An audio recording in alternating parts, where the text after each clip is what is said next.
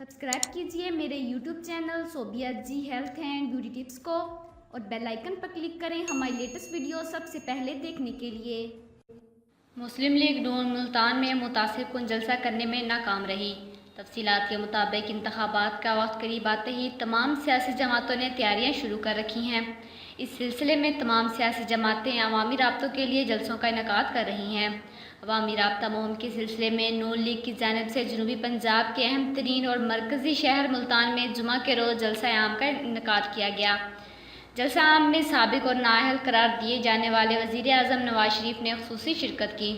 जलसे में नवाज शरीफ की साहबजादी मरीम नवाज़ ने भी शिरकत की, जबकि कई बार से पाकिस्तान की सियासत से दूर जावेद हाशमी भी नवाज शरीफ की ख़ुसूसी दरख्वास्त पर जलसे में शरीक हुए।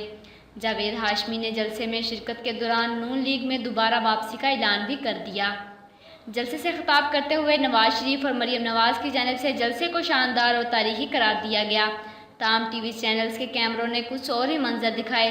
टीवी चैनल की जानिब से दिखाए जाने वाले फ़ज़ाई मनाजिर में जलसागाह में अवाम को कोई ख़ास तादाद नज़र नहीं आई, जबकि इस हवाले से तज्ज़ियाकारों ने भी दावा किया है कि नून लीग का मुल्तान जलसा तवक्कात के बरअक्स ज़्यादा मुतासिर कुन नहीं था। नून लीग की जानिब से जिस जलसागाह का इंतखाब किया गया था उसे भरने में हुक्मरान जमात को बुरी तरह नाकामी हुई है।